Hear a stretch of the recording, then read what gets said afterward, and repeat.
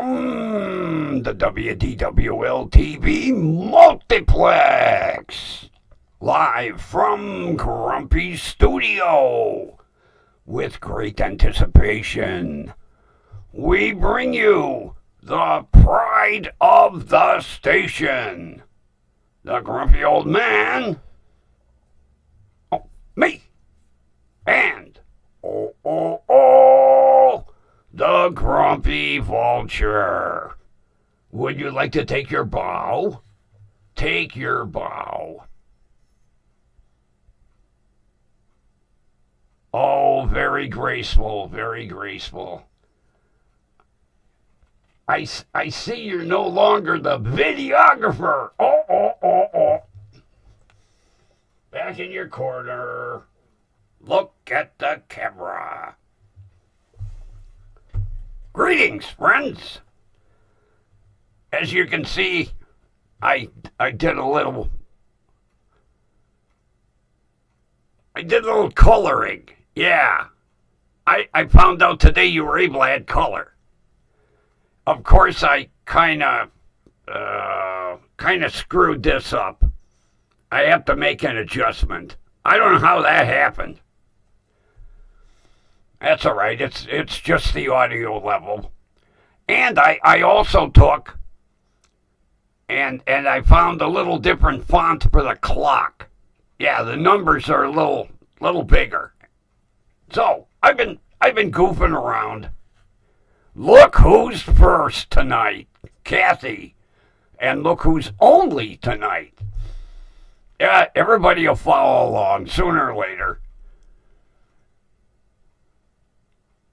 Okay, we got 3. We're up to 3. We're up to 3. I hate these reverse cameras. After 3 years, you think I would... There. See? 0 faceplant, 3 YouTube, total 3. In color.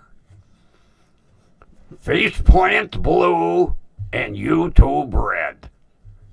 And black total. Okay. The wrench is here. Everybody be good. Oh. I am so pissed off. This morning, I open my email and I see first email, PayPal refund. I have a PayPal refund? What the hell? Next email, from the seller of the gaming chair. Sorry, due to an oversight, we're out of stock. Oh, God! I wasn't anywhere near that damn tablet. It's haunted. I'm going to have to bring the new one in and do a music transfer tomorrow. That's all there is to it. This tablet's driving me insane. So, now that was the seller in Ontario, California. I'm going to have to do a Google search and see how close Ontario, California is to La Puente, California. So, I decide to check the stock with the seller in La Puente. Now, I know for sure one warehouse, and a bunch of phony sellers. Not so much phony. I tend to believe one person makes 8 or 9 or 10 or 12 different eBay selling sites. Because when I looked at the prices of chairs, one seller will be $99.99. Another seller will be $99.75. Another seller will be $98.99. I think they're all the same seller, all the same warehouse, because out of all the sellers, the chair was out of stock. So I sit back and I'm like, all right, let me make a decision here. What kind of chair do I want? I decided I wanted one that had the cervical support, the lumbar support, one that tilted at least 135 degrees with a footrest, so I could take a nappy nap. Then I had to decide on material. Now, a lot of these chairs have what they call pleather. Yeah, pleather, which is imitation leather, more like fancy plastic. I don't want to sweat my ass off in a pleather chair. And trying to find cloth chairs is next to impossible. You can find them. Not to my specs. Oh, there's a shitload of cloth office chairs out there. I should say gaming chairs. It's a chair. So, I had to decide on color. Most of the two-tones are a shitload of black with a color accent. I'm like, no. So it was just constant. I had websites all over the place. I'm looking at this gaming chair, and I'm looking at this one, and I'm looking at that one. So I decided cloth chair, high back, cervical support, lumbar support, footrest. I found, did I find a gaming chair. It's color, it's velvet. I found a site that had velvet gaming chairs. I was like, yes, I'm buying one. I don't care how much of a sissy I look like. I'm buying a velvet gaming chair. And I did. Cervical support, lumbar support, footrest, tilts 150 degrees, not 135. Oh, am I going to be able to take a nap? In olive green, yeah, olive green. Grumpy's going to look cool. It is olive green velvet chair. And on sale, regularly $159.99 for $108.75. Purchased. It'll be here the 13th. I wanted it right away. Put it this way, I could have had it by Wednesday if I wanted to pay $29 shipping. As all of you know, Grumpy is cheap. So, in order to do free shipping, it's coming slow boat to China. The days will go by. It'll be the 13th before I know it. And then get this. If I want it assembled, $58 to assemble a chair. Most chairs, all you have to do is screw the base to the bottom of the seat. 4 bolts. $58? Even if I have to,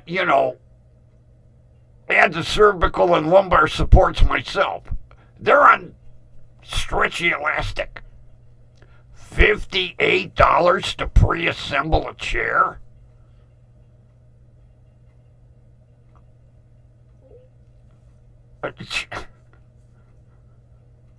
Are they kidding me? Yeah, $58 assembled. I guess the $58 covers a bigger box. Assembly required by Grumpy. It's not that hard to assemble a chair, for God's sake. Any office chair that I've ever bought, and a gaming chair is nothing more than a fancy goddamn office chair. 4 bolts.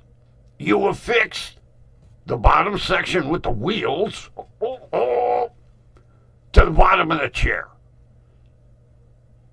I have impact guns.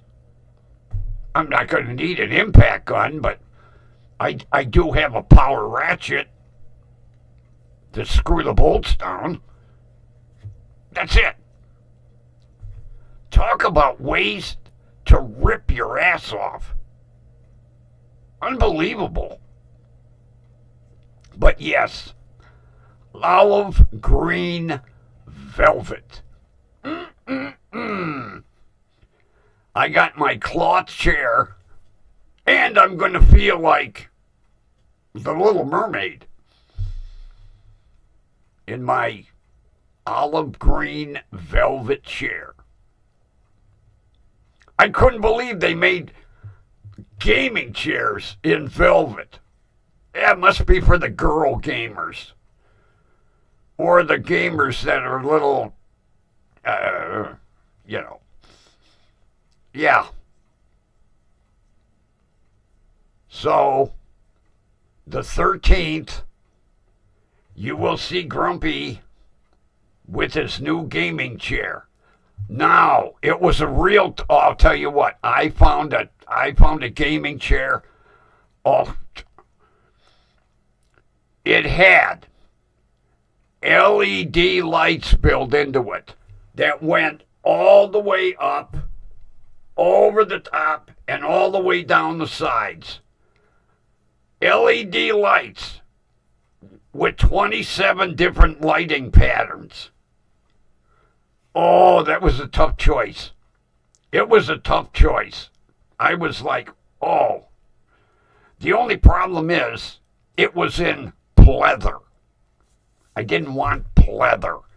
Because if Grumpy takes a little nappy nap in the summer, I don't want to stick to the chair. Well, you know what I mean.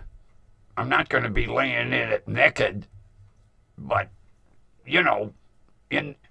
when the air conditioning isn't really cranking well in the studio, you sweat like a whore in church. Yeah. Open that email this morning. I felt angrier than a one-legged man in an ass-kicking contest.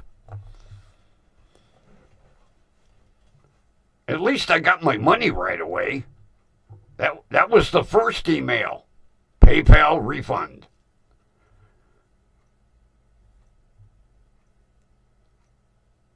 Every eBay seller in La Puente, California, lost a sale, being out of stock. Now, if I wanted a different color, they had a shitload of chairs. They just didn't have the color I wanted. I wanted either green and white or blue and I was going to settle for blue and white.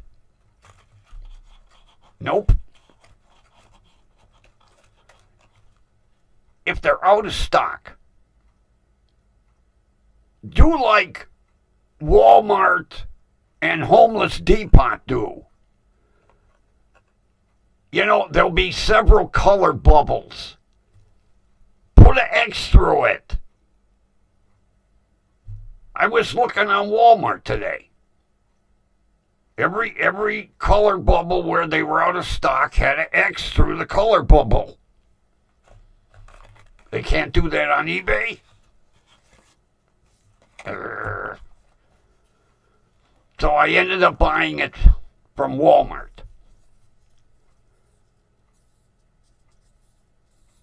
I gave up on eBay. Although I got a deal, I got a what they call a flash deal. Yeah. Flash deal. I didn't know Walmart had flash deals. But for $60 off, Walmart got my money. Just they tried to screw me on delivery and assembly. Chef. Grumpy will have that chair assembled in less than 15 minutes, I guarantee it. All right, 20. $58? Although, you know, there's people out there that will pay that. Especially like if it's some little old grandma.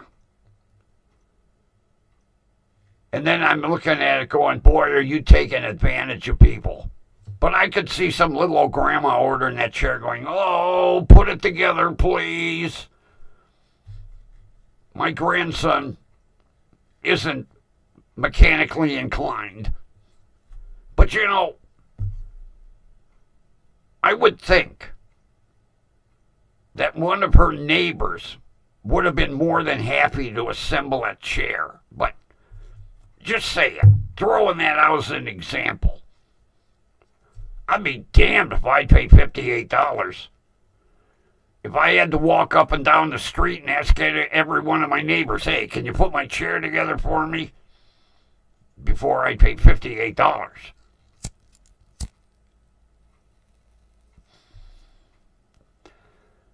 Do you like the bigger font in the chat? I found a little better font. Easier for me to read. That's for sure.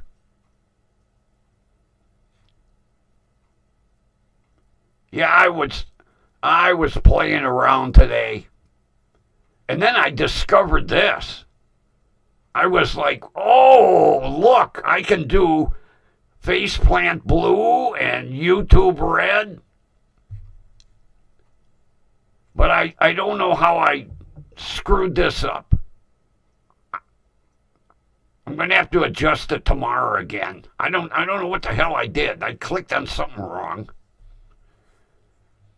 Although it's not that important, but I made the font bigger in the chat, and I made the numbers more clear to read in the clock. So I was having fun today. And I found out where I screwed up, why I had to keep re-entering YouTube every time I signed on to Prism. There was one little tiny box I forgot to check. Keep me signed in. I don't know how I missed that. Because when I opened it up today, and then I saw the keep me signed in, I put the little check mark.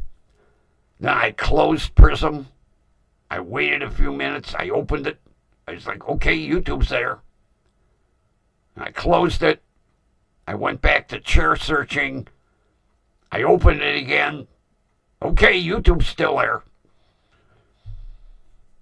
And then I opened it early, figuring I'd have to re-enter it, but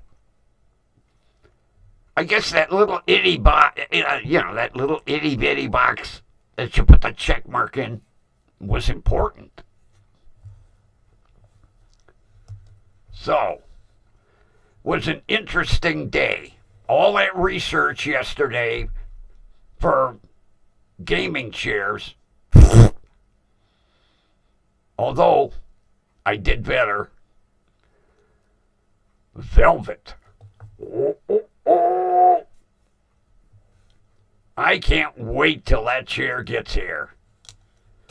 It was a tough choice between the green and the gray. I went back and forth on that. Green, gray, green, gray, green, gray. Oh, I'll take the green. Even though I'm not a big fan of olive green. It won't show the coffee stains. I have a bad habit. What I need to do is learn how to move the chair far enough away from the console when I'm coming in with a full cup of coffee. Because most of the time I bump into the chair and then the coffee...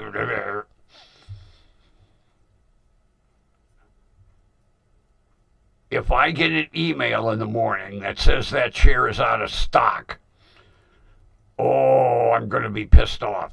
Although I'll just get the gray. Watch them tell me, oh, the gray's out of stock too. All the two-tone ones were out of stock. The two-tone velvet. They had black and gray, black and green, black and blue. I didn't care for the two-tones.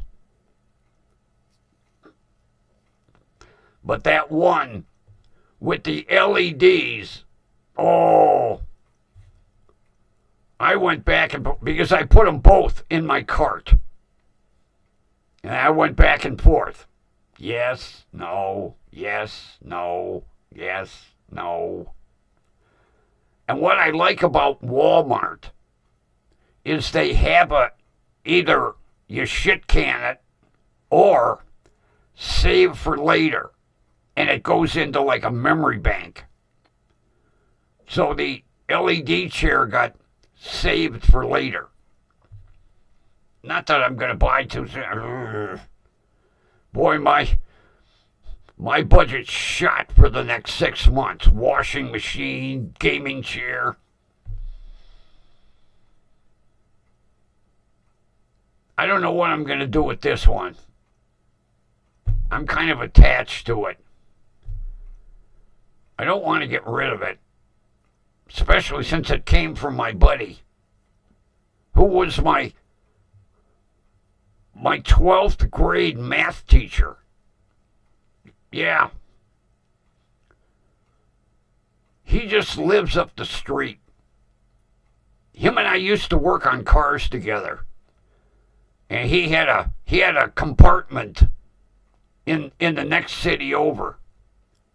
And I said to him one day, I said, you know, you're a math teacher. Do the math. All the money you're throwing away for rent, you could buy a house and have an investment. And he looked at me and he said, gee, that's pretty good coming out of a D student. Yeah, math was not my best subject. So, it just so happened, a house up the street went up for sale. And I says to him, hey, Raleigh, come look at this house. He looked at the house and he went, I like it. So he was going to, math teacher, pay full price. I said, no. You put in a bid. Well, how much should I bid? I said, oh, knock about $8,000 off the price and let's see what happens. And they'll come back and it'll be fun. You'll bid, they'll bid. You'll bid, they'll bid. Sooner or later, you'll meet in the middle. So, he puts an offer in for $8,000 less. They came back. Now, I was thinking, split the difference. $4,000. They come back at $2,000. I said, really? You're getting that house for $6,000 off asking price. Buy it. And he did. And he's been up there ever since. I go up and see him all the time. I drive him crazy. He always tells me, I had to put up with you in 12th grade. You gotta keep bugging me? No, not really. Yeah, until he bought his new Lincoln, we used to work on cars together all the time. Well, I helped him with his. He didn't want to get near the shitbox for fear, the rust would rub off and attach to his new, And then he went out and he bought a Lincoln Nautilus.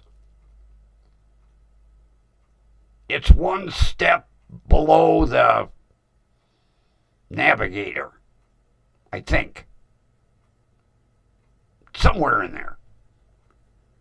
Nice car. Except for the cream-colored interior. Oh, my God. I says to him, why did you buy a cream-colored interior? He said, well, it matched real well with the dark blue exterior. I said, yeah, but you're going to be cleaning that constantly. And he is. And every time he has to clean it, he's bitching, why did I buy this interior? I said, well, you were the one that thought it went real nice with the metallic blue exterior. I don't know why they put such fancy interiors in cars. The interior in his Lincoln is better than the furniture in his house. And I don't think he spends probably more than an hour a week in that fancy interior. He hardly goes anywhere. Matter of fact, I think he only goes out like once a week.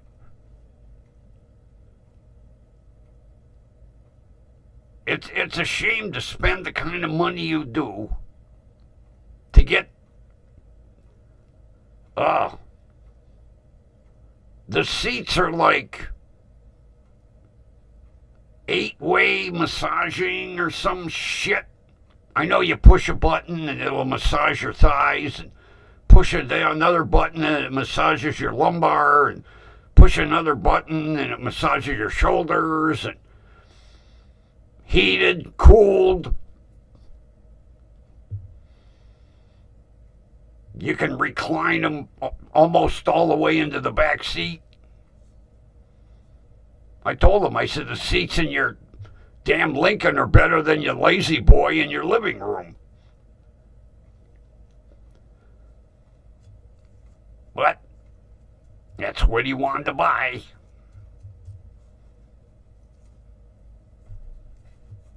And we don't work on them no more either. He used to change his own oil, afraid he'll void the warranty. So he goes to the dealer. Oh, man, do they rip him off. $100 for an oil change? Not grumpy. I do my own. 5 quarts. Get out my NASCAR rated floor jack. Oh, did I buy a fancy one?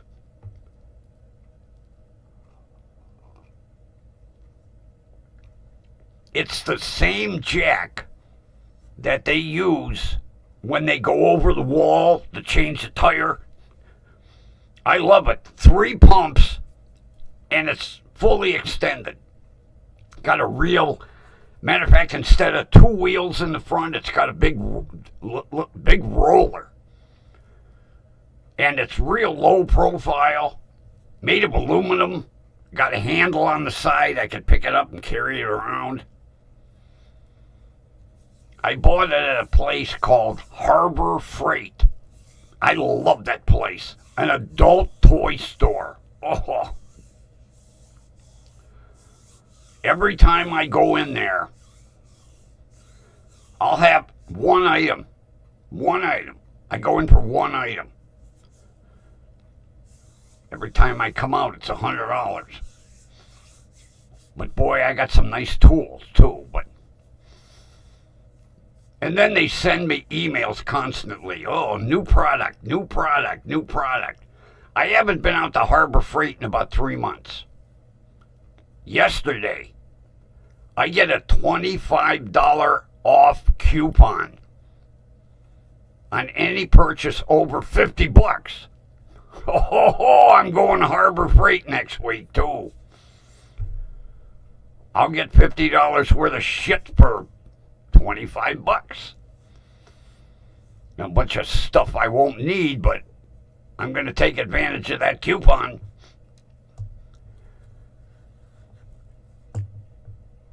Everybody's going, what the hell's a Arrrgh Freight? I don't know if they're across the United States or not. You'll have to gargle it. Arrrgh Freight. And see if they're in your state. If they are, and you're into tools, adult toy store. I asked the guy one time, I said, can I sleep here? He went, no. I was like, ugh. I'll tell you what, I got some nice deals out there too. I got some nice auto ramps made out of composite material. The steel ones I had, Jesus Christ, they weighed as much as an engine out of a Bentley. And then I saw these composite ones. I was like, oh, I can pick a pair up in one hand. They work real nice. Except the wheel catch isn't quite deep enough. And the first time I used them, I drove off the end of them. I was like, oh no. Took me forever to get the goddamn car up high enough to get the... So now, I have a little small piece of 4x4. I put it at the end. So when I drive up, boom, okay, stop, pull e-brake, you're good.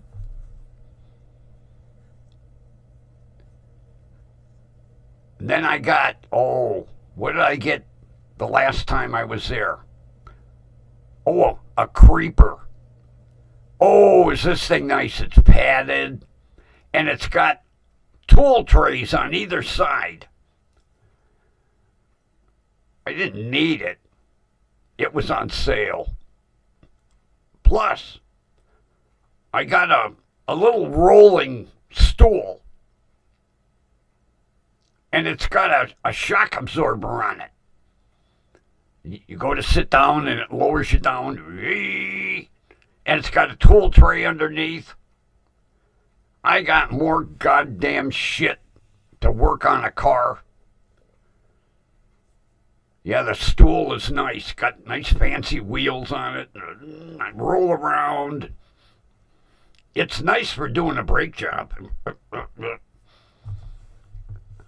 I don't go to a mechanic for anything. One way or another.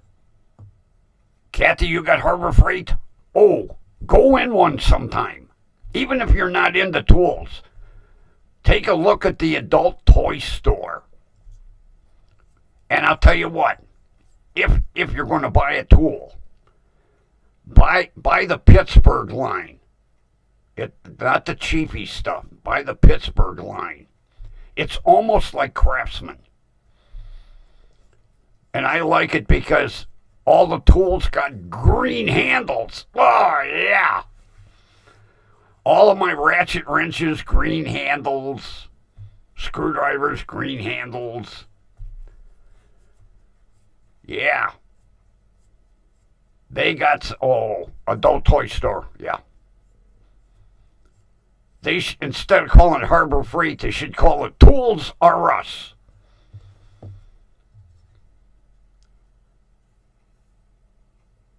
If I go in there and spend less than $100, the cashiers are like, "Aren't you feeling well today? We didn't have anything that interested you. You're not at $100. You'll get it the next time." They know me by first name.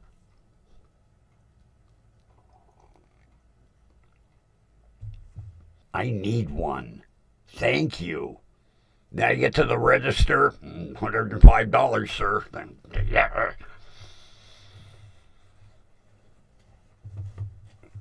Yeah.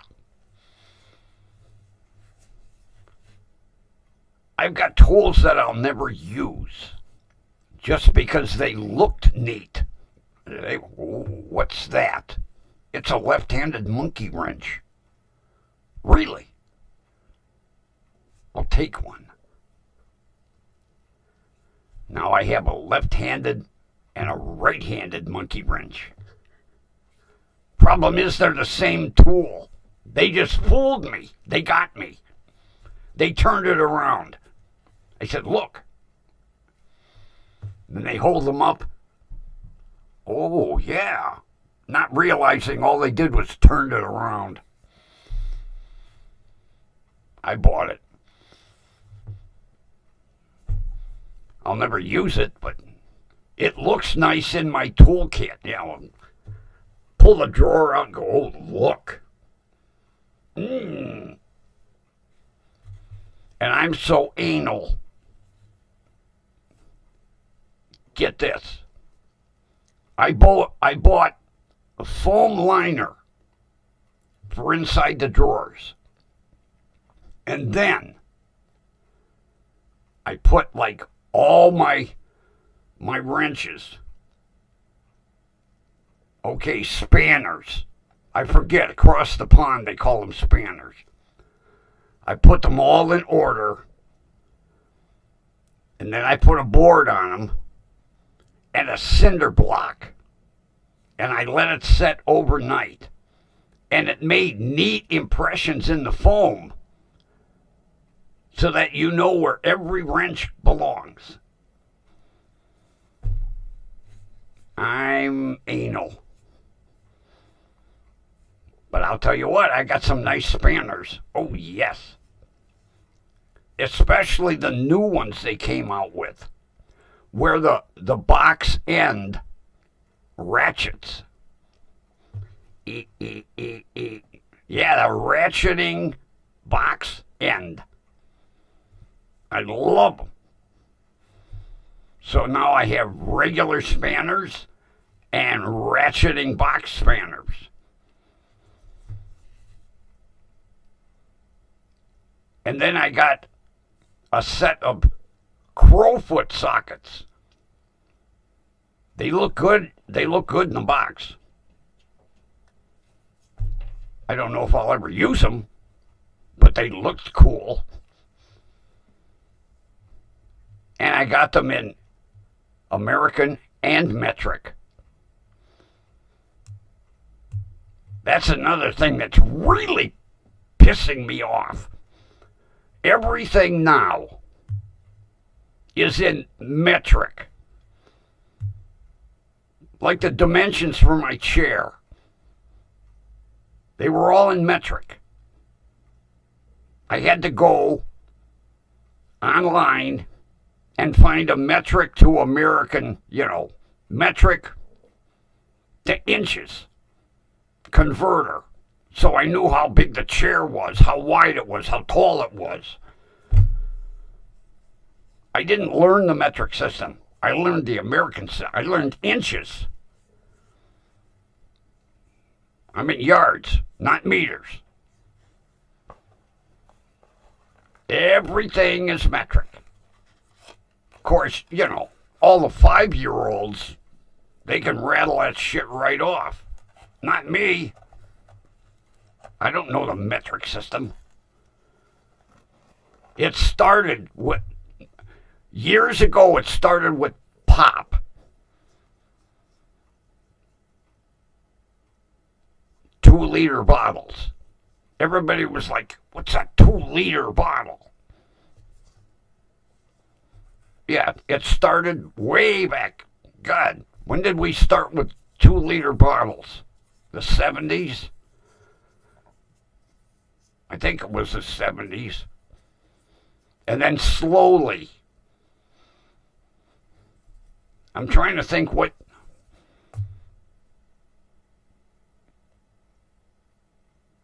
Oh, yeah, my Ford Ranger, 1990. Ford couldn't make up their mind. Half the bolts were metric and half of them were SAE, American. It was a bitch to work on that truck because you had to have 2 sets of tools. I was like, Ford, couldn't you make up your mind? No. You'd go to work on something, damn metric bolt. Then right next to it, an American bolt. I was like, yeah, my 1990 Ford Ranger. Although, it worked out all right having to buy all the metric tools because now I got my, my 97 shitbox and my 97 RAV4 and it's all metric.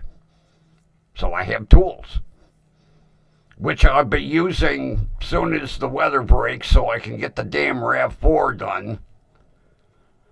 I have all the parts. Fuel pump relay, fuel line. I just need good weather to get it running again. Good thing we didn't have a nasty winter here. Although, we've had snow in the end of April already. Watch it, Grumpy. I didn't need a 4-wheel drive. But boy, I miss driving that RAV4 though. I put a lot of wear and tear on the shitbox.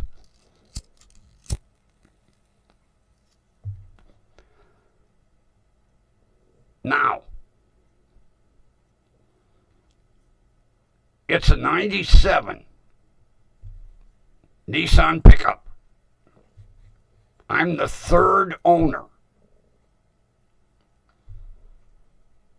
Yesterday, I finally turned 149,500 miles. Yeah.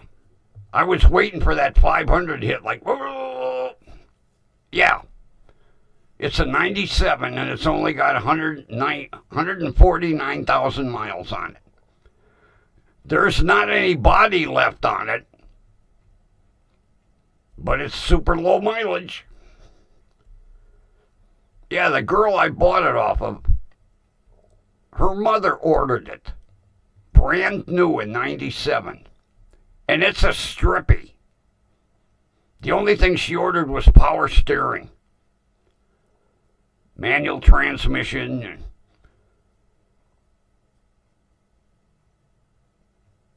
So when her mother passed, she got it.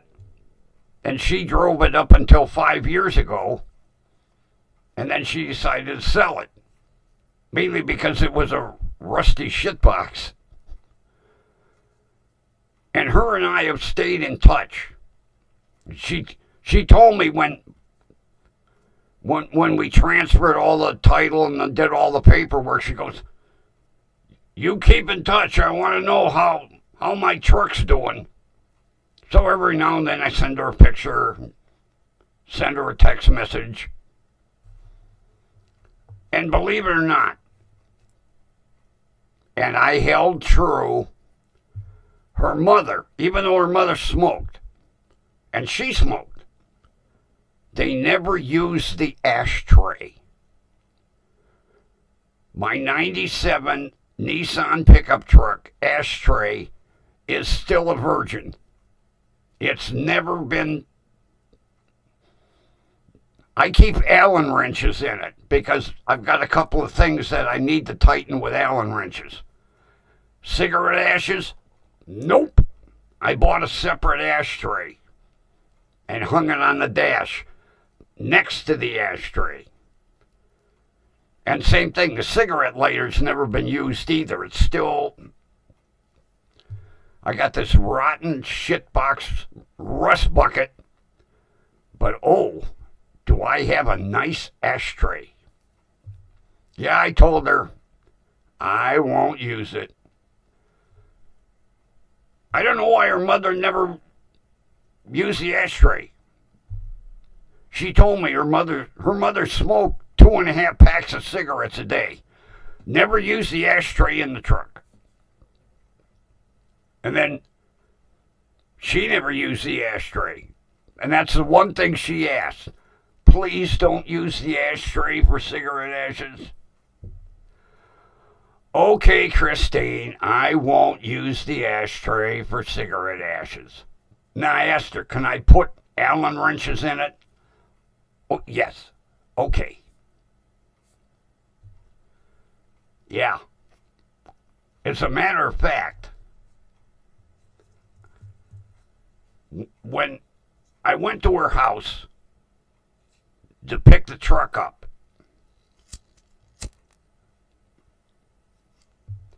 I had to step in her kitchen.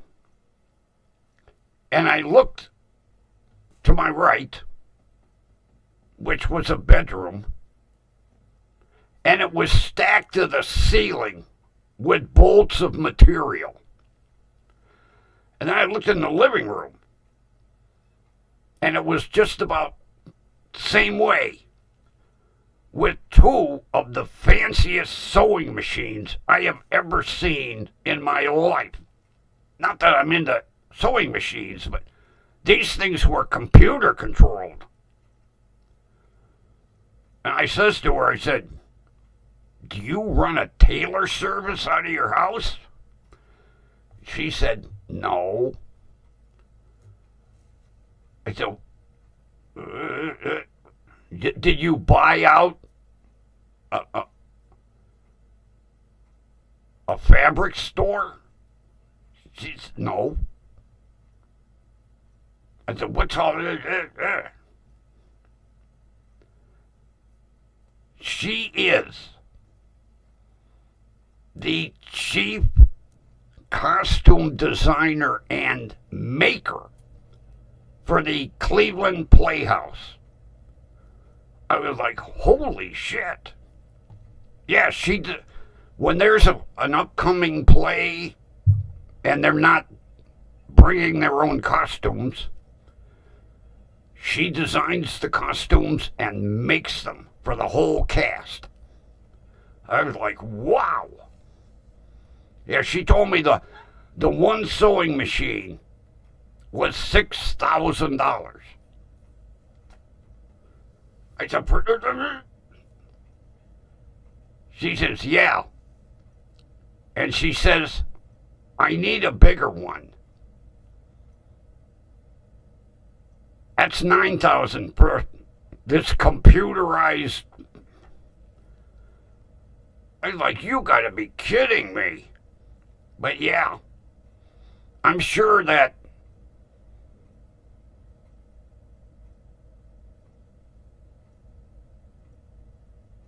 I forget where you live, Kathy, but I'm sure that you have a playhouse of some sort, so you would know what I'm talking about.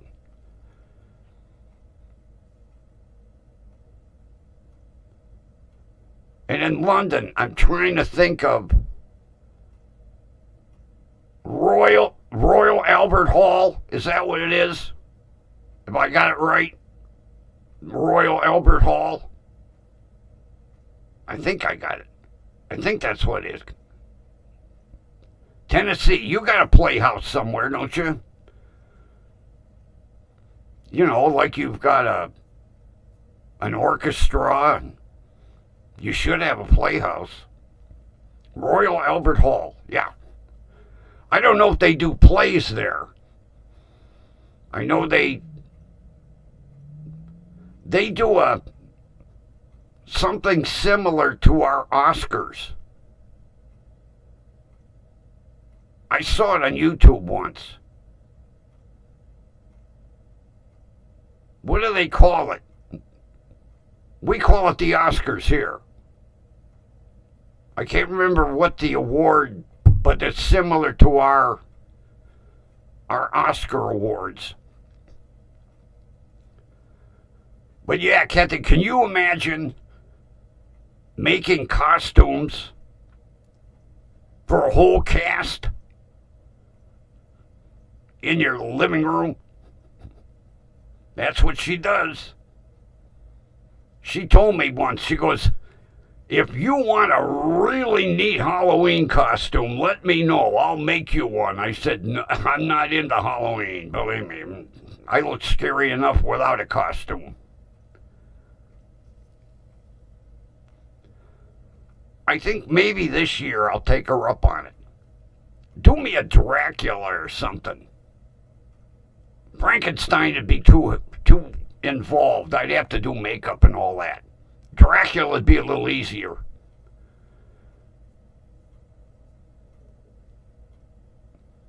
Yeah, but what's the award? I know they do a lot there. We have the Oscars, which I'm sure you've seen some American TV and seen the Oscars. You know, it's that goofy statue. I can't remember what they call them over there. But I saw on YouTube once the British Oscars. But yeah, at Royal Albert Hall. Holy shit, is that place classy. God damn. That blows anything away we got over here.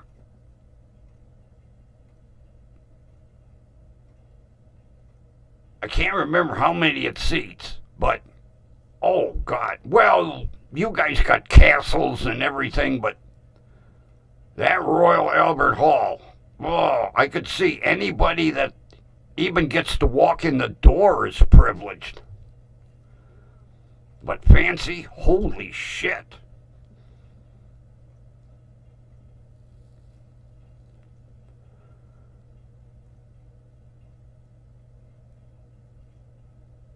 Where's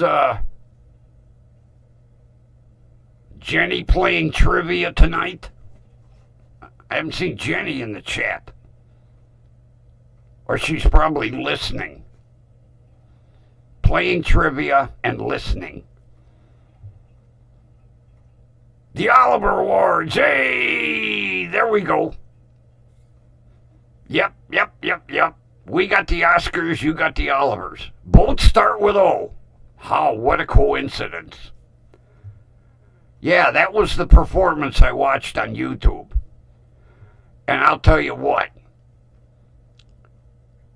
Your movie stars dress a lot fancier than ours. You don't see none of them half naked over there. No. God, the last Oscars, oh, jeez. Some of the outfits that people were wearing. Looked like they came out of the house in their underwear. Oh, I'm running late. I forgot to get dressed. Oh, well, screw it. Yeah, over in Britain, everybody does a class act over there. Over here,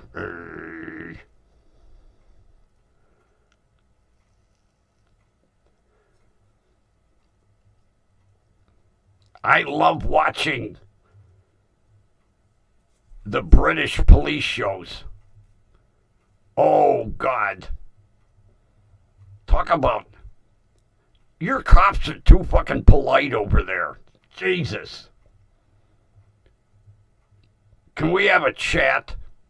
Over here in America, they're beating a guy with nightsticks and tasing him. Over in Britain, they're like, can we have a chat? You were running from us when you were chasing you. Come on, let's have a little chat. Then the prisoner's like, oh, okay. What do you want?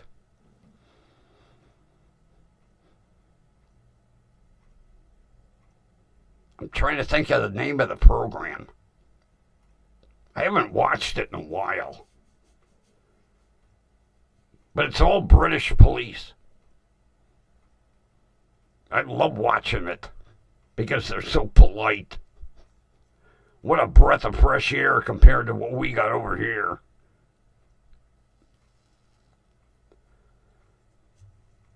Well, not all the time, I know. They do beat some guys now and then. But I mean, it's so formal. Taser, taser, taser. Over here in America, it's like, zap, gotcha.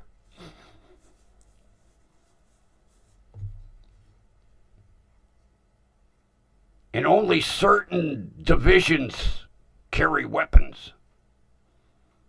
That's odd. To this day, that only certain divisions are allowed to have a gun. But you still got your British bobbies. Oh, that's a class act right there. Them fancy hats.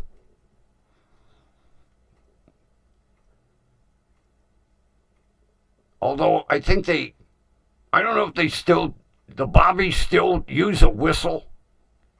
I know they used to. That's all they had was a whistle. But the bobbies, that's a class group right there.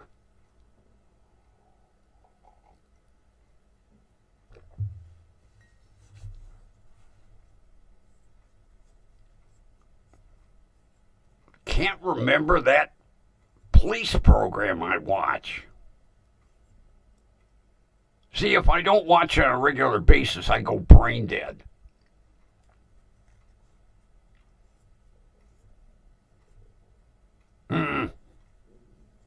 It'll come to me about 4 in the morning. I'm like, that's it.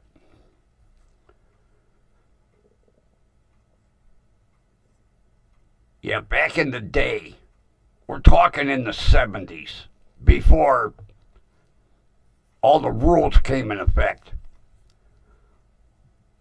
My buddy would stop and say, hey, you want to ride tonight? I was like, yeah, sure. I used to ride around with him in the police cars.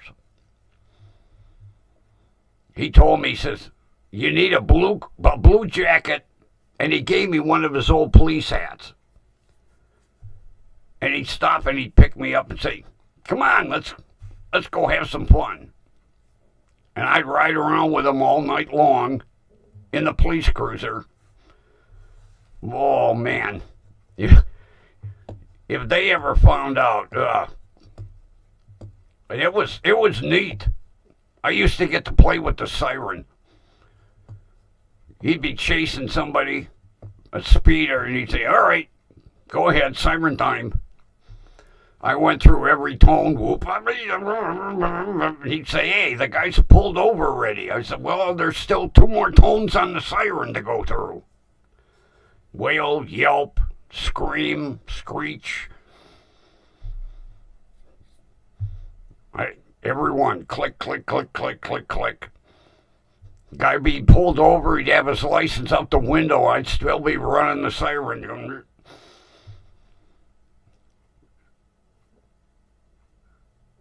And I never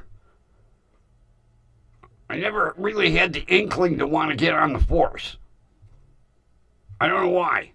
I liked riding around in the cars. Although I would have wanted to be a motorcycle cop. But only the special guys got to be motorcycle cops.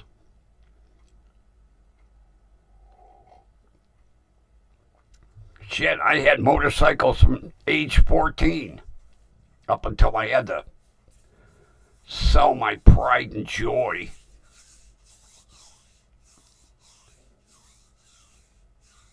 I keep forgetting. I told you I was going to show you a picture of it. Although it makes me want to cry when I look at it. 100th anniversary Harley Davidson Road King Screaming Eagle. And I flew up to the factory and picked it up. They were nice at the factory, goddamn. I got the tour of the factory, I got free lunch. It was neat.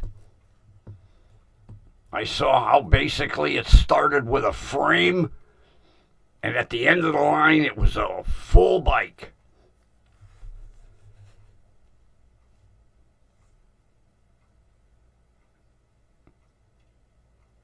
And they even have a bar. I don't know if the employees can use it, but yeah, they take you into the cafe and you can have whatever drinks you want. I was like, no, it'd be my luck I'd have a brewski and get stopped by the police on the way back and they'd impound my bike. I wasn't getting off of that until I hit Cleveland. Milwaukee to Cleveland, 488 miles. And all I stopped was for a pee break and a smoke. And gas. And then away I went. And then when I got back to Cleveland, I was so wound up, I rode it around the city for another hour before I put it away.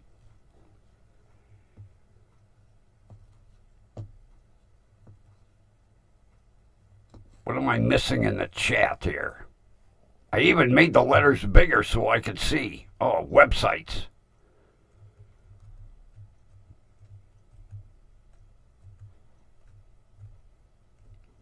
Is that a website I would want to check out for some reason? Something I should save? Write it down.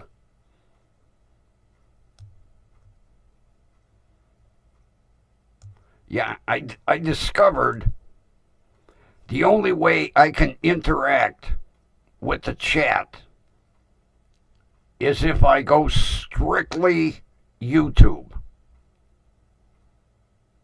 and forget Prism. If I go YouTube Live, then I can answer the chat on screen. I can put the little chat messages up. But I used to do strictly, when I started out, it was just strictly YouTube. And then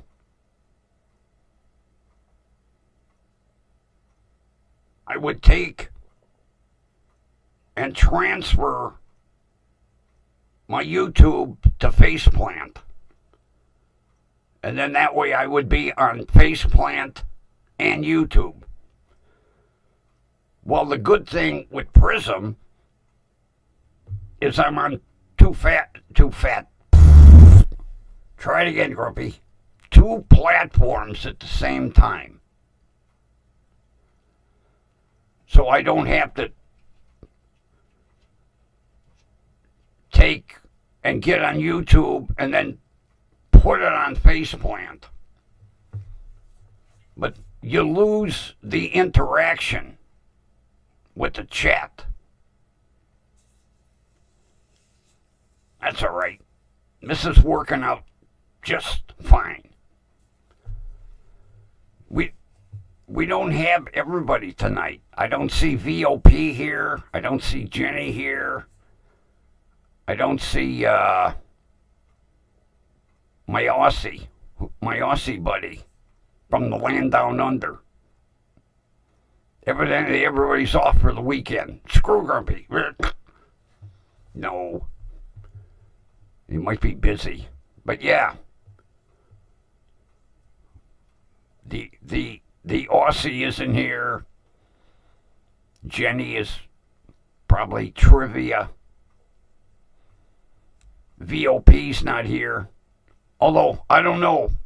Is Stone Vet running something right now? That's usually where VOP goes, whenever Stone Vet gets on.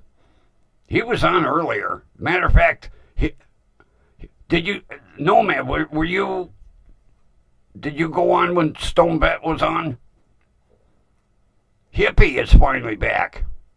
You know, he's been pretty sick. He looked pretty good.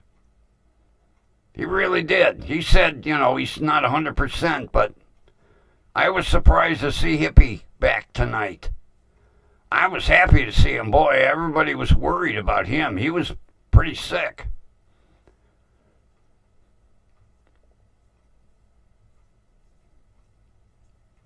Because I told him, I said, you're looking good. And he goes, yeah, makeup works wonders. But he sounded good. I was happy to see him. Because, you know, Josh wasn't really going into detail, but you could tell that even he was worried about Hippie.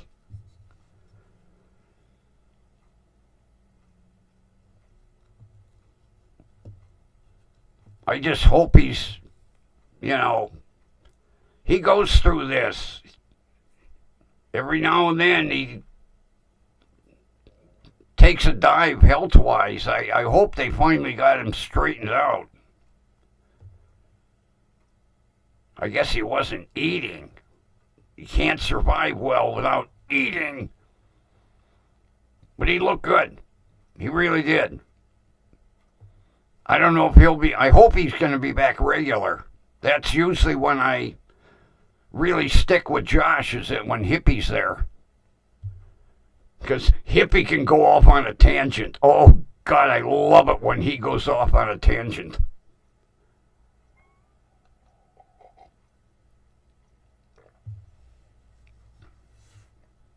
Like the clip that Josh saved with Hippie, you know. It's hilarious. Google it, you asshole. Yeah. Yeah, Hippie can get wound up. Because I've been well, problem is, Josh don't read his emails. So what I do is I email Jeff. But then Jeff has been sick lately. It's like, holy shit, what's going around? Matter of fact, I emailed Jeff today. I didn't get a response back. I was asking how he was doing.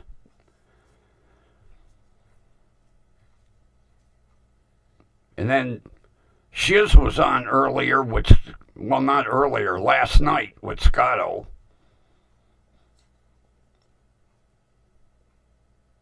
She was debunking a lot of the Gene Hackman stuff. I just wonder why Shiz is so interested in Gene Hackman.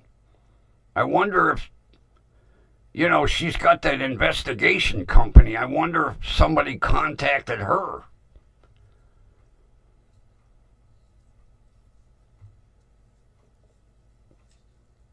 Because she was, you know, debunking all the bullshit news stories, everybody jumping to seclusions.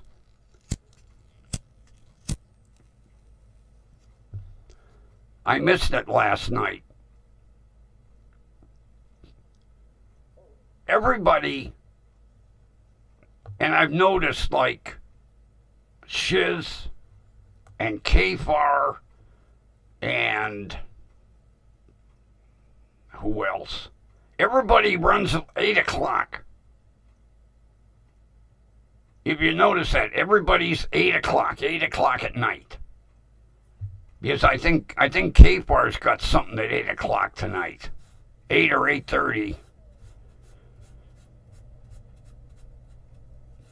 But it seems like everybody, I know Shiz, always 8 o'clock.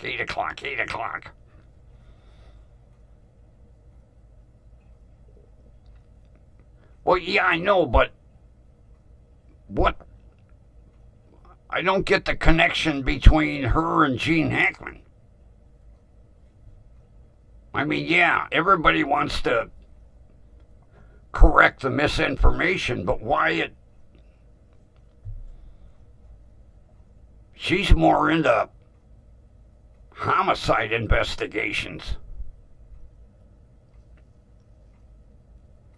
I think that's the company her and Wally have. It's all in the helping solve unsolved homicides.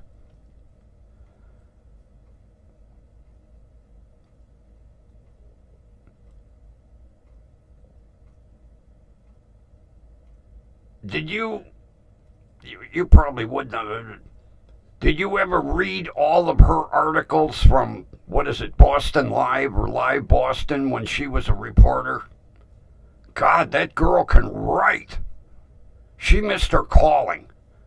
She really needed to be an investigative reporter.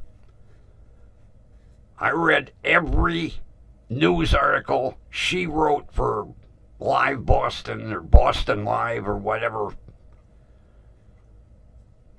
Girl's a pro. Evidently this business she's got with Wally must be, I'll say, lucrative for the money that she has to spend. Oh God, the money she spent just on Kaiser shit.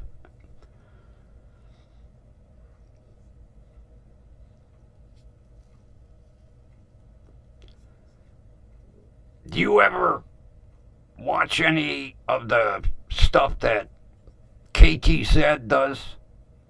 Her crime program? You ever catch her? I couldn't believe it. She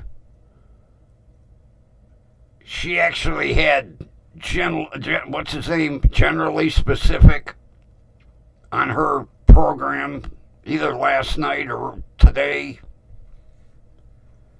Of all people.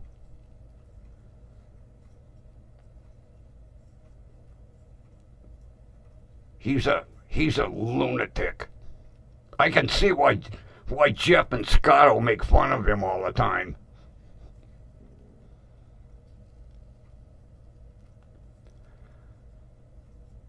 I follow everybody.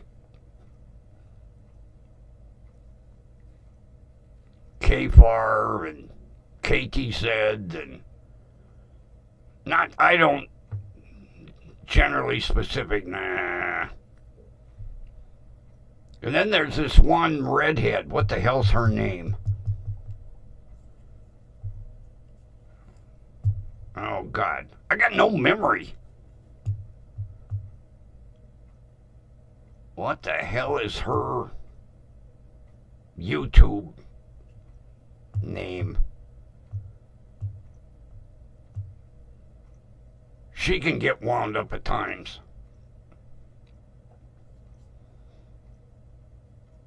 I'm drawing a blank.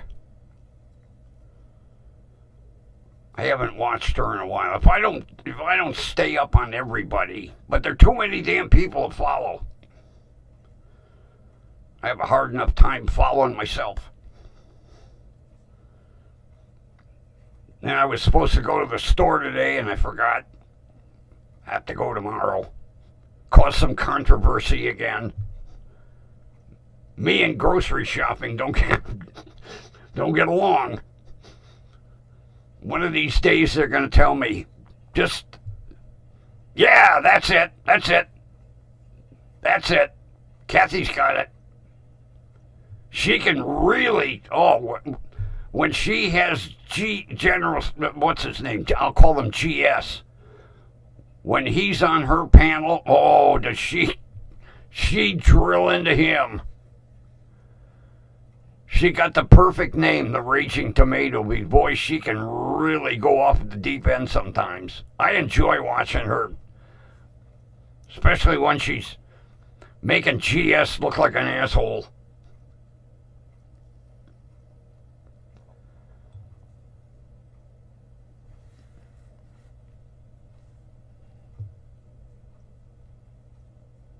Are you really? Oh, God. They gotta be cool. Were you making them for Jeff?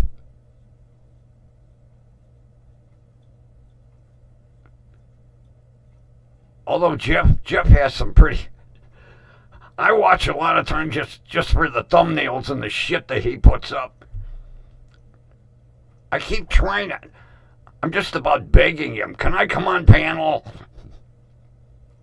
I don't think he trusts me for some reason. Oh yeah. Nomad's made some stuff for me. I'm trying to figure out how to use it. He just made me a thing for the station. It's really cool. I'm having a hard enough time with it. Yeah, what he made me, I want to actually start the show with that. Just put that up and play the intro, and then come on. I'm trying to figure out how the hell to do it. Yeah, he's made me a couple of neat things I got to figure out how to use. I got them stored in right here. I'll show you. Uh-oh. Where'd I put it? Oh, no. Oh, shit. I can't find my hard drive. Uh-oh.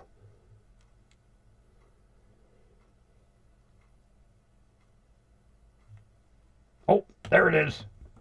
There it is.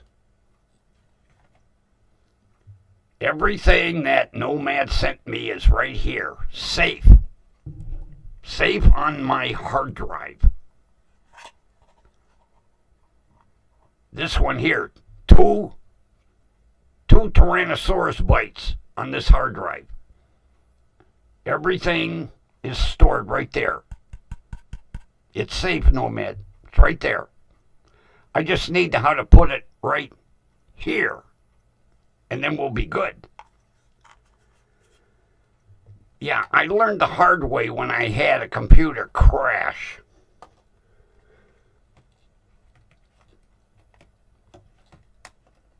And every single thing was on a hard drive when it crashed.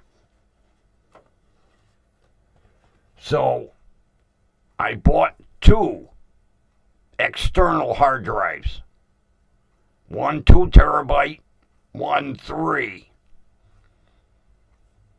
And I put certain things on the one and certain things on the other, just in case one would go haywire. But yeah, I learned the hard way. I lost about 500 photos. Matter of fact, I still have the hard drive. Every now and then, I ask my computer guy, can you play with this and see if we can get it to work again? To extract all the info that's...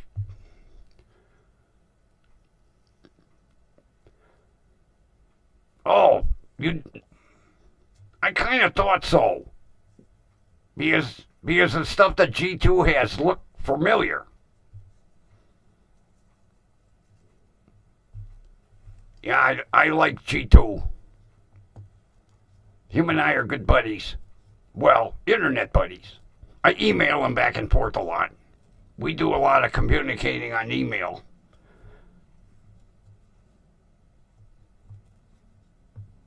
He does a lot of PTSD stuff, which he's good at it. He really is.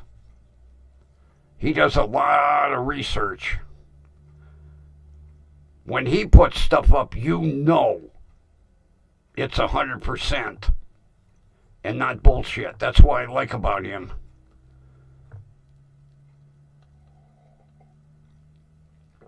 Not to mention, I like his cats. Being a cat man myself, I can't get mine to come on camera. He's camera shy. My big fatso. I could kill him at times. He has this bad habit. He sleeps next to me in bed. And he's like, you know, and he's got to be right up against me. And I'm like, God, give me some room so I'll move. And then when I move, he moves. And then when I move, he moves. And then he's got me off the side of the bed. So I got to get up and get in on the other side so I can get back in bed. Because he won't fucking move. And then the same shit goes on. I'll be over on this side of the bed and he scooches over. And I got to get out and get in on the other side again. And then he's like...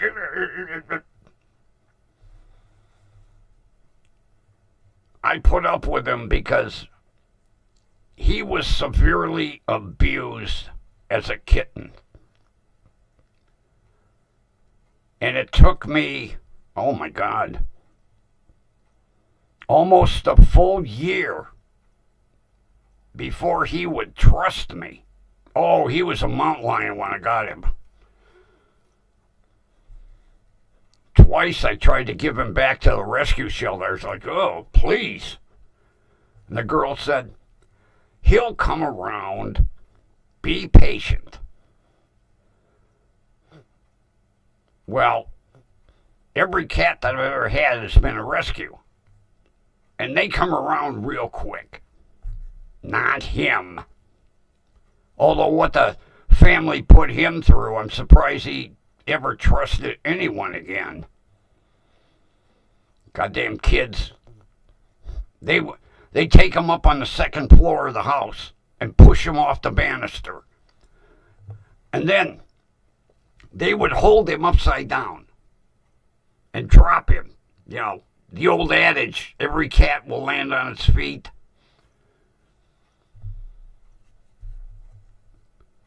Throw him in the bathtub. Yeah, they almost killed him twice. Then finally, he got taken away. And I was looking for another kitten. He was about 8 months old when I got him. And the girl at the rescue says, we got a tuxedo. And she knew I was a sucker for tuxedos. I said, send me a picture.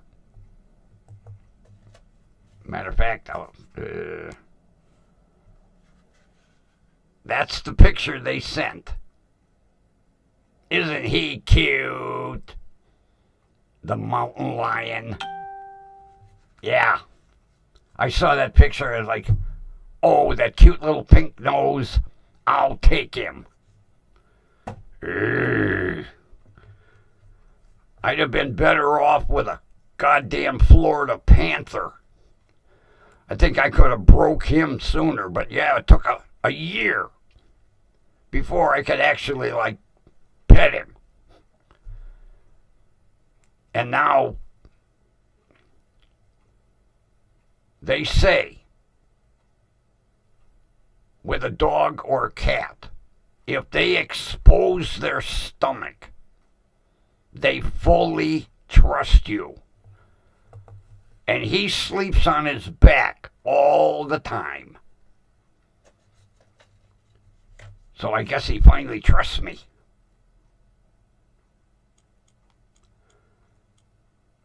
I know I got a picture of him somewhere.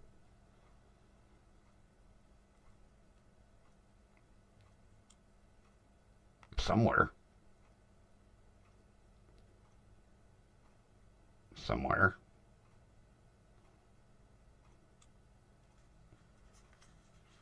There we go. Mister, I'll sleep on my back and show you my belly with a... I call it his start button. Yeah. Push that and the claws come out and the teeth come out. He still don't like that. But that's the way he is every night next to me.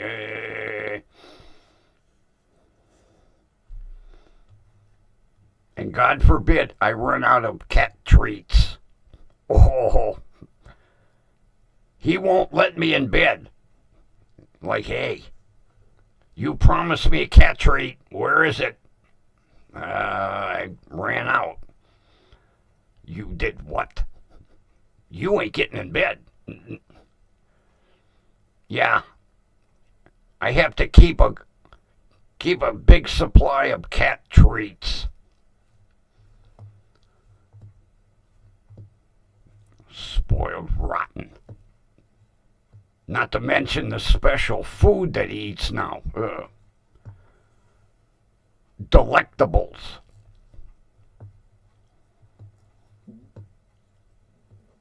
Sometime go in the pet section. Well, I don't think they have them across the pond. Kathy, you can go in the pet section. Delectables. They come in a box, little pouches. $13 for that goddamn box. Little pouches. That's all he'll eat. I have been through every cat food on earth. He'll eat it for a while and then like, I ain't eating that shit. And, you know, all them little tiny cans. They're like $1.25, $1.35, $1.50 for the little itty bitty can.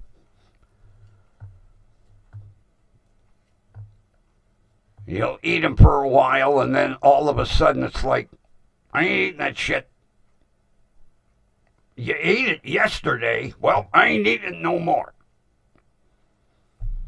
And then I try a different brand, and we'll go about 3 months. And then all of a sudden he's like, I ain't eating that shit. I got 12 cans left in the cupboard. What do you mean you're not eating it? Nope. He'll walk away from it, or he'll try to bury it. Then I have to try a different brand.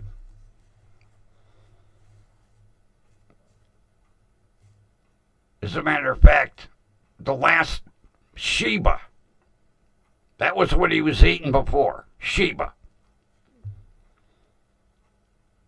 I give it to him like on a Saturday night. Gobble it all up. Sunday, I put it in his dish. Put it down. He looked in the dish.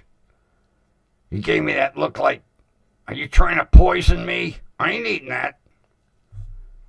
You ate it last night. It's your favorite flavor. Tuna and whitefish. Nope. Try to bury it. Just about knock the bowl off the counter. Luckily, my neighbor has a couple of cats. I said, here, you want a case of Sheba? She was like, oh, my cats love it. Well, here, good. Mine don't no more. So she goes, I'll give you a pouch of these delectables. I said, what? Delectables? Yeah, a little pouch. She goes, I give it to my cats for special. I get special. My neighbor and her cats, yeah. So I put the delectables in the bowl and, he vacuumed that shit up like he had a shop vac in his mouth. So I went up to buy a box. 13 packs. 12 packs. I think there's 12 packs in a box. $13.99. These little packs.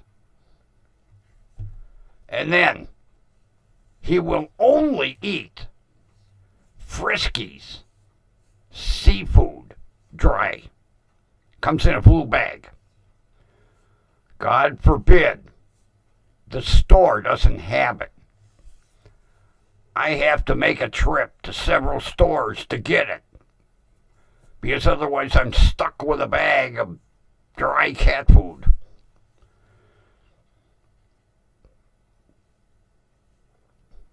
Finicky cat.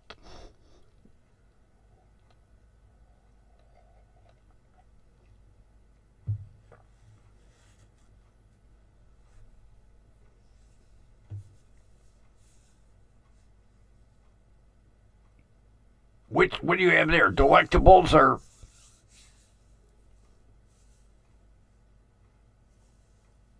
Friskies?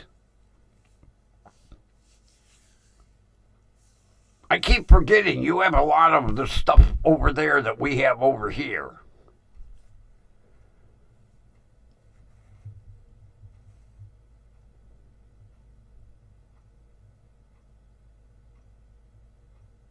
Although, what are Weetabix? I heard that the other night. Weetabix. Are those like shredded wheat? Weetabix.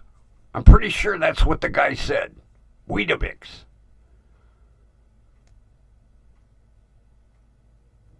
I think that's what he said. Weetabix.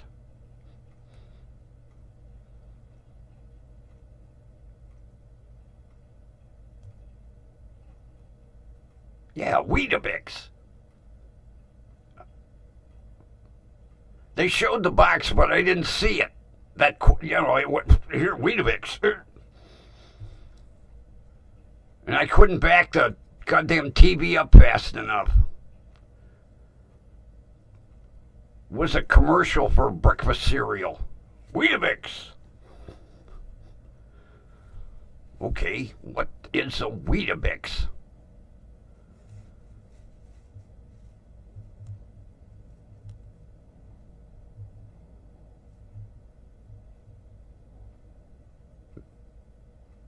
I'm pretty sure you have Nabisco products over there. I know a lot of the companies from here like went across the pond. They were like, hey, good business venture, we'll go across the pond. I'm pretty sure you got Nabisco over there.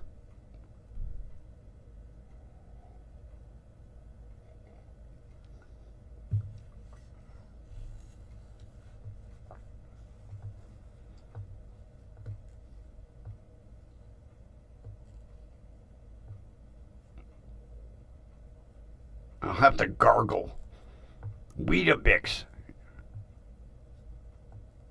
Whole grain.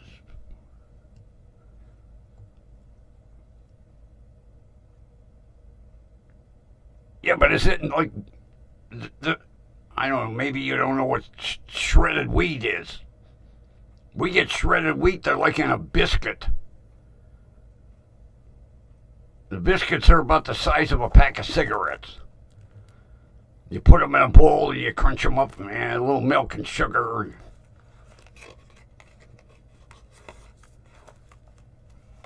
I'm not big into whole grain. That's like the other day when I was shopping. They got like 10 grain bread. I'm like, couldn't you make your mind up? All this multi-grain, it's almost as bad as the one day.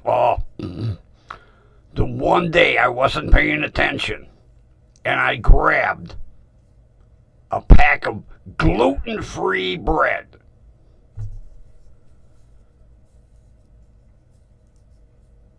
You know what gluten-free bread needs? It needs gluten. It was the nastiest tasting stuff. I was like, well, I'll toast it. Everything tastes good toasted. I'll toast it. I was out in the garage with a blowtorch trying to get this stuff to toast. What do they make this shit out of? Gluten-free.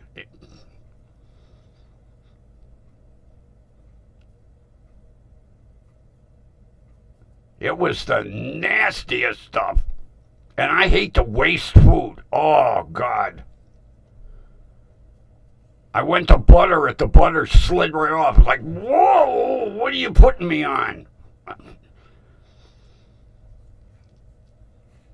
I ended up giving I give the loaf to my neighbor.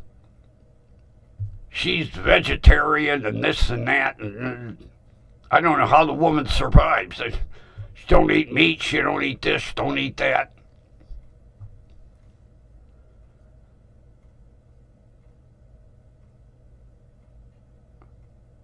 I think she said she was vegan. I said, what the hell is vegan? She said, well, we don't eat anything with a face. You what? We don't eat anything with a face. I said, then you don't eat anything. Cows have faces. Pigs have faces. Chickens have faces. You don't eat. What do you eat? Grass? Hay? Straw? Yeah, we don't eat anything with a face. Who invented that? Somebody sitting around their house one day went, I don't think we'll eat anything with a face on it. Well, at least I know I'm safe if we ever have a hunger shortage, a food shortage. I won't get cannibalized. You're not going to eat me. I got a face. At least I know my cat's safe, too. Yeah, we don't eat anything with a face. I love her, though. I mean, she gave me a car. I have to like her. Yeah, the RAV4. She said, you need a car. I said, well, yeah. Here, take this. Really? What are you going to drive? Well, she got a little hot rod, some Hyundai something, little tiny red hot rod. She said, here, take the RAV4. Okay.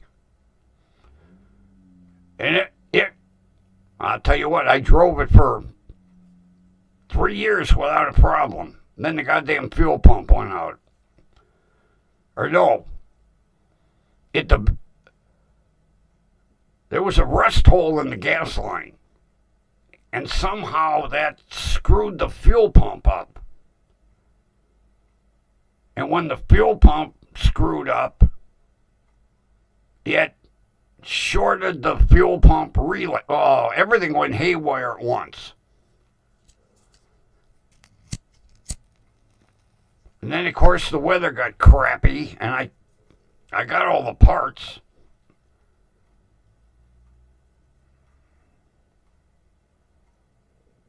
You missed the Pig Feet show? Yeah. I eat them. I love them. It was just the shit my father used to make. He would get a big pot, fill of water,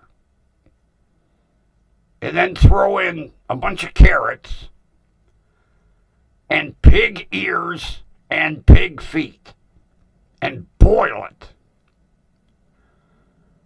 And the house smelled worse than 10 decomposing bodies.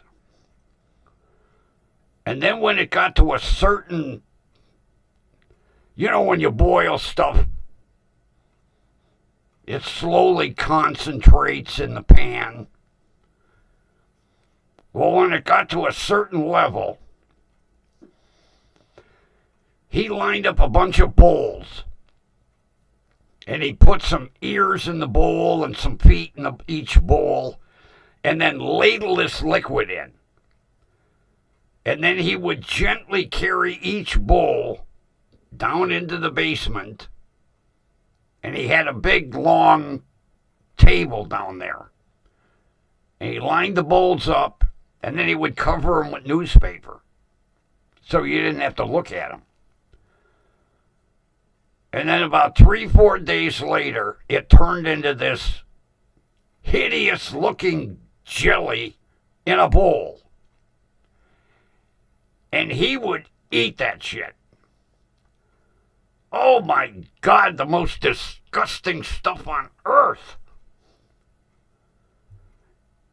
He offered me some one day. Want some? No, I'm full. Try it. I'll pass. I couldn't get past the smell. Now,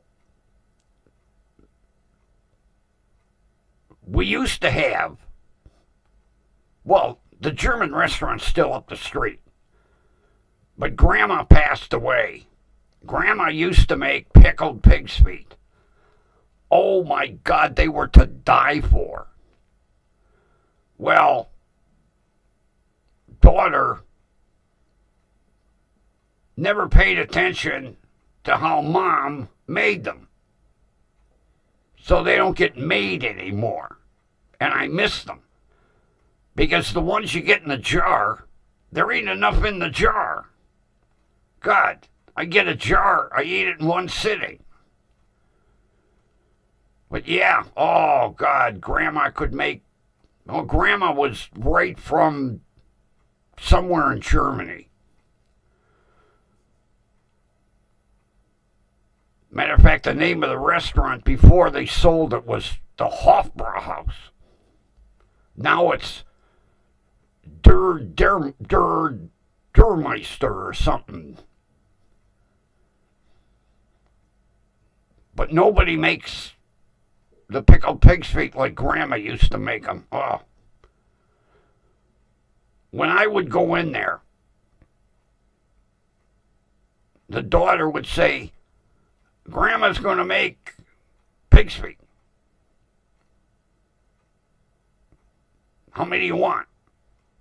I said, well, a dozen. She'd look at me like, what? Yes, I want a dozen. And then Grandma'd make,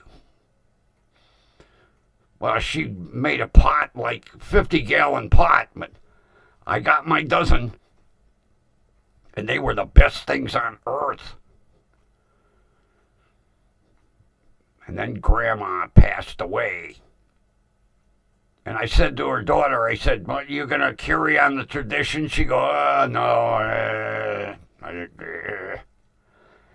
And I've never found any place that could make them like her.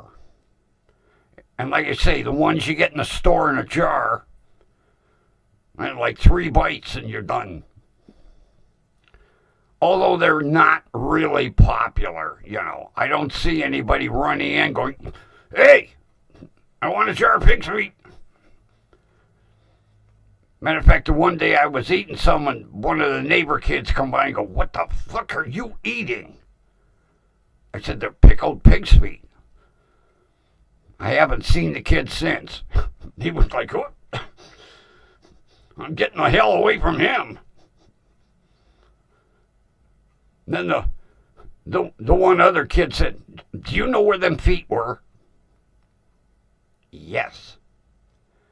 And it's not like they chopped them off the pig while it's still out, you know, in the stall, and they throw them in a pot. Do you know where they were? Well, yeah, I know where they were. They were on the end of the leg of the pig. Do you know where they were? I guess he thought they came right from the stall into the jar, you know. But see, I grew up with that stuff. I mean, I was eating them when I was 5, 6 years old because, you know, my grandparents, that's where I miss all the old ethnic food. Because, boy, I'll tell you what, my grandmother could cook. But, of course, it's, you know, generations, like my son, he won't touch any of this stuff. Get away from me, you know.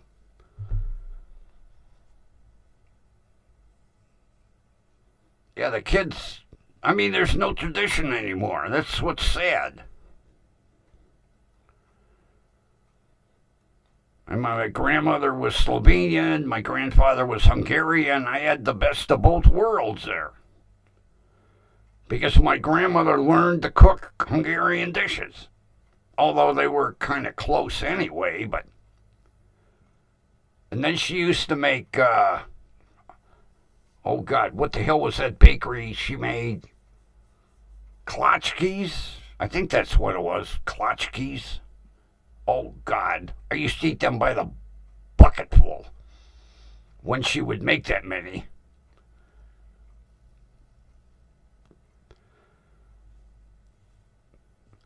I miss all that. Matter of fact, it's getting harder and harder and harder to just find some of the old ethnic food anymore. Mainly because kids didn't want it. You know, like my son. He wouldn't touch any of that stuff. So, you know damn right well that there goes the ethnic food. I just stop and think, like, well, he's not married, so, but, like if he had grandkids, he'd be talking about the ethnic food of his day. Well, McDonald's had and Burger King, yeah, real ethnic food. But that's the sad thing. That's, instead of sitting down to a nice home-cooked dinner, it's like, oh, I ain't eating that shit. I'm going to go up to Burger King, or McDonald's, or Hardee's. Oh, Hardee's, we don't have them. Hardee's are gone.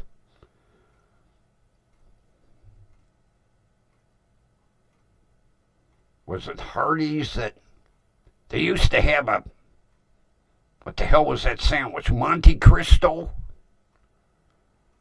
I think that's what it was called. The Monte Cristo. Oh, I love that sandwich. Then they stopped making it because there was no demand for it. People didn't like it. I did. I'd order 3 or 4 of them. Eat 2. Save them for later. Microwave them. You make... Oh, Kathy. Yeah, but you're too far away. They'd be stale by the time they got here. Yeah, my grandmother used to make a couple hundred at a time. When she would bake, she would start like at 7 in the morning and bake until 7 o'clock at night. She was like a baking machine.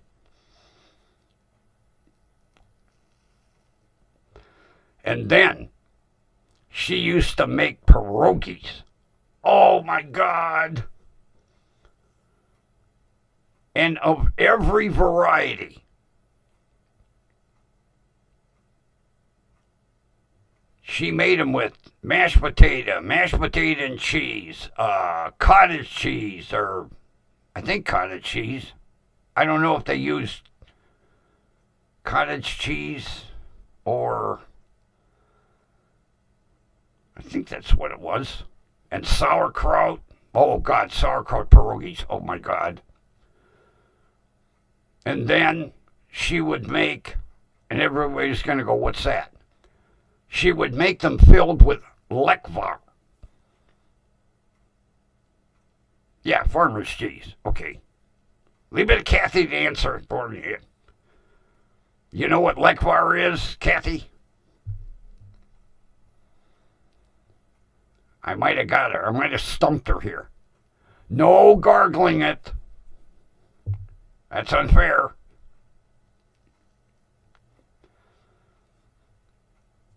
I think it's Lekvar. I think that. Yeah, my grandmother would make pierogies with lekvar. And then she would saute them in butter and put powdered sugar all over them. Oh, can't get them.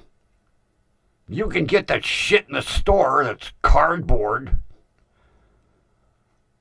Mr. T's or Mrs. T's or something. They're like cardboard. Not like Grandma used to make.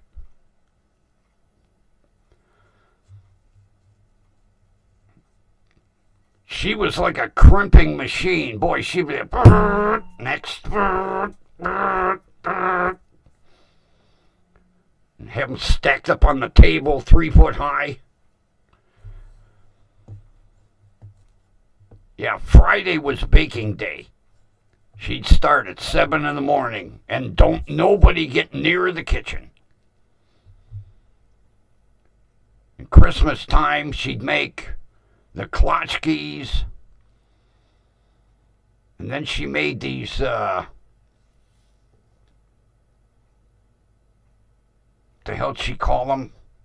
Pecan tassies. They're like little itty bitty pecan cups. And then these little golf balls in powdered sugar. She'd make them. But when she made poppy seed nut loaf, oh God. I miss that. Oh, that woman could bake. Oh, look who's here. You're late. It's almost outro time. Almost outro time. Well, when you make it, Kathy, I'll give you my address. Send me a box. I know, asshole. I haven't had home baking like that since,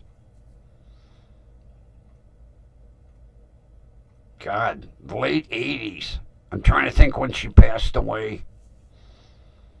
I'll tell you what, I give that woman a lot of credit. She was diabetic. And she ended up losing both her legs. And she still baked on Friday in a wheelchair. That woman, I'll tell you what, nothing stopped her. Well, the ticker stopped her. The ticker finally gave out, but yeah. She just had us move everything out of the kitchen so she could get near the table and the oven and make 500 klatchkes and 1,000 pierogies. And she baked until the dough ran out. She'd make she had a dough ball in the kitchen, looked like she dumped it out of a 50-gallon drum. And then bake. And dough's all gone. End of baking.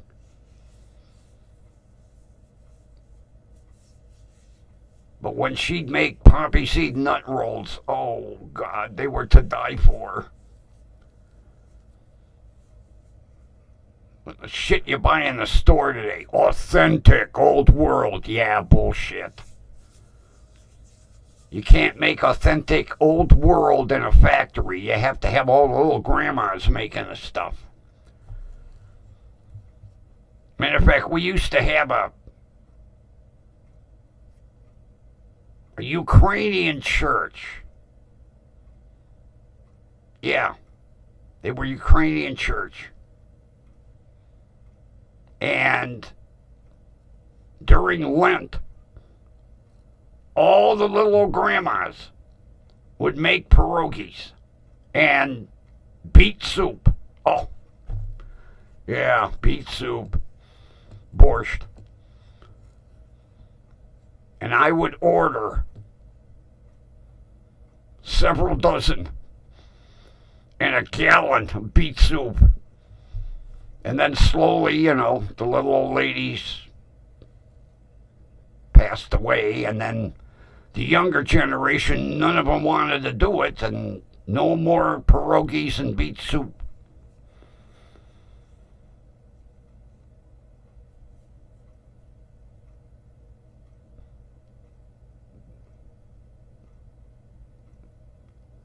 I don't know what it was with this younger generation. Nobody wants to carry on tradition anymore.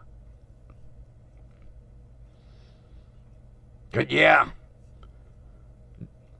they would, matter of fact, on the front of the church, they'd put a banner, taking orders. And boy, I would be right there. I want a dozen of this, dozen of that, dozen of this, dozen of that, dozen of this, dozen of that, and a gallon of beet soup. And the guy'd look at me, a gallon? Well, yeah. I can't get it except once a year. Okay. And there'd be a gallon. And about 12 dozen pierogies. They'd load them up on a push cart to go out to my car. Of course, they liked the money that I had to peel off for all of that, but oh yeah. Oh my God, grow your own pot. Oh, that's really going old world. Holy crap. Gotta take forever to clean all the goddamn seeds out of them little poppy pods. Wow. But that's what they did. You didn't have all this modern shit. You walk in a store and it's in a can. Here we go.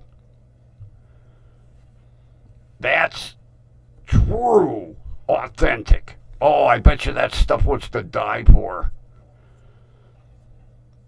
Can't get it anymore.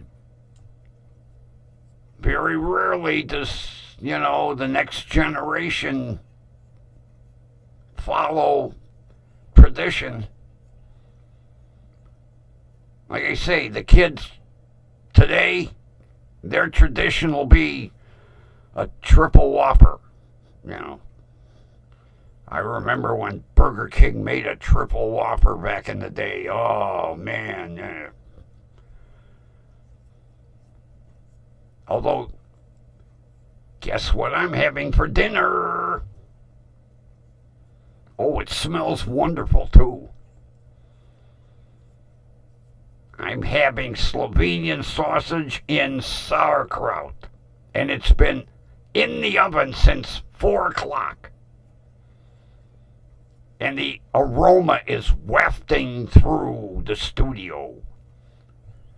Yeah. And my kid is like, what stinks downstairs? Yeah, he lives upstairs. His tradition tonight will probably be a pizza. Me, I'm having Slovenian sausage and sauerkraut. And it's authentic German sauerkraut. Yeah, the place I get it from, they ladle it out of a vat. How much you want? Here you go. Yeah. They make their own. I watched them once. It's interesting how they have a certain, well, not fancy. God, the machine's got to be 100 years old for cutting the sauerkraut. All handmade wood. They cut the sauerkraut. Then when they're done, you ought to see the guy clean it. Oh, my God. Take Q-tips, cleans each blade. Then they make sure it's all nice and spotless, and then they cover it up and wrap it for the next time they're going to make sauerkraut. Now, little trivia. Ohio,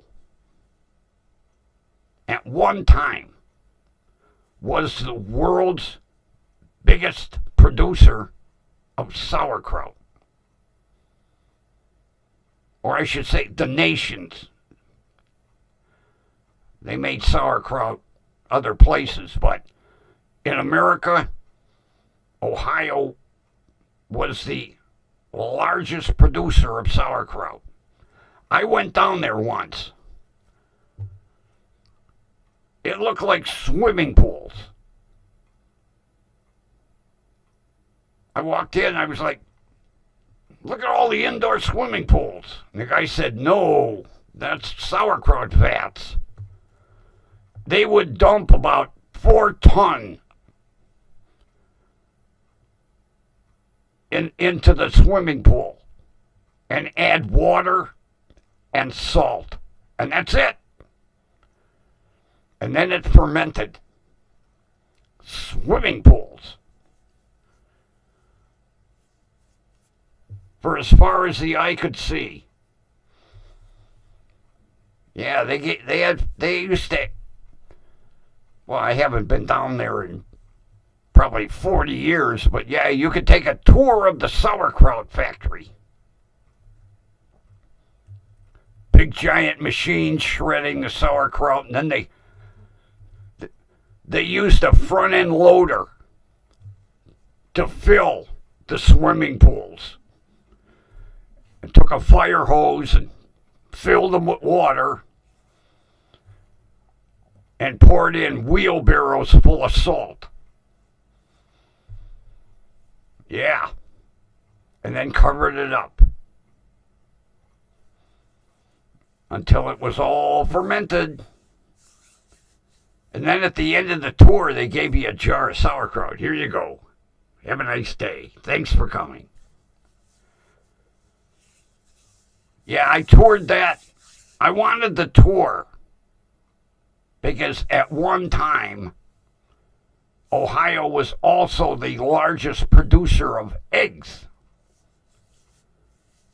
Not anymore, but at one time, back in the 60s, 70s. Yeah, Croton, Ohio. I never got to go down there to take the tour, but I toured the sauerkraut plant. I'll never forget when I think it was my girlfriend at the time. I said, I'm going to go take a tour. You want to come with me?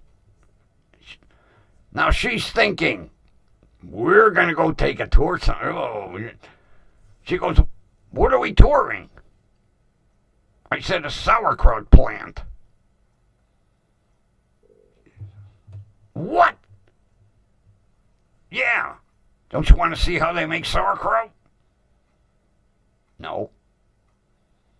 Okay, I'll go by myself. Oh, if I have to go. She bitched all the way down and all the way back. I wanted to push her in a vat of sauerkraut. Here. Sauerkraut. I was quite happy to take the tour. Not her. Then we got to the back of the plant. She goes, these are all swimming pools. And the guy went, no, miss. Those are sauerkraut vats. And she went, no, they're swimming pools. He said, well, you don't want to swim when we get done, but that's what they look like. Big concrete swimming pools full of sauerkraut. I loved the tour, but I heard about it all the way home. Then I had to take her out for a steak dinner to shut her up.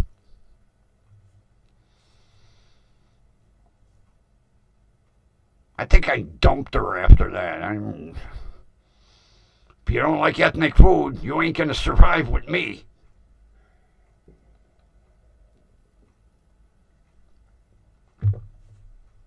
Just saying. I'm sorry. Not sorry.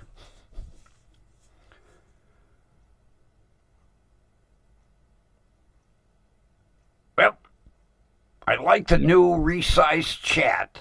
I think I'm going to leave that alone. It's perfect.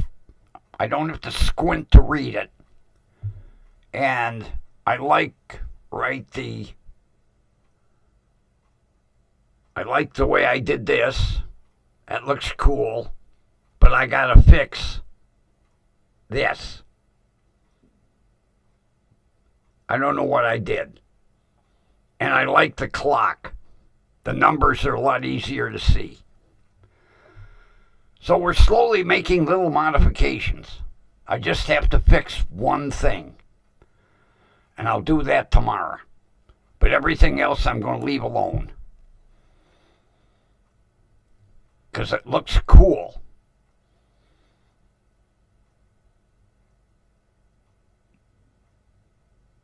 Yeah. Just got to change one thing. Leave everything else alone. And with that, it's outro time. Gently handling the tablet because I don't want to play the intro. That damn thing just started playing on its own. I got to get the other. That's going to be my job for tomorrow morning. Get the other tablet. Download the music off of this into it. And finally let this thing give up the ghost. I shouldn't complain. It's like 15 years old. Lucky. Well, you know, before I go to the outro, certain companies are good at certain things. Like LG. They're good at electronics. But some of their appliances suck. And boy, did I research the washer before I bought an LG. But LG washers, well, the bottom end one that I bought got a good rating. But like refrigerators and ovens, not so. But tablets, this tablet is 15 years old. And it's just now starting to give me fits. Play the outro before it ends up blowing up on me.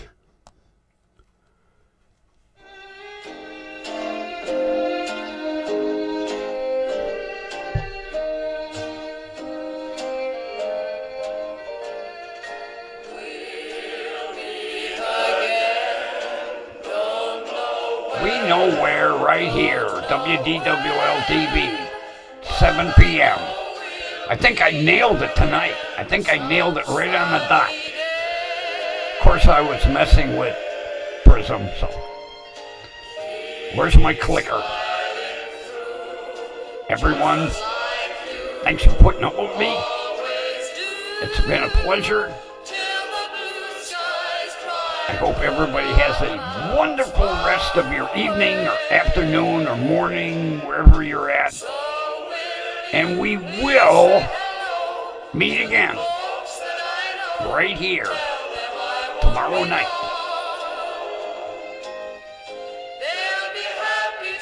Have a great evening.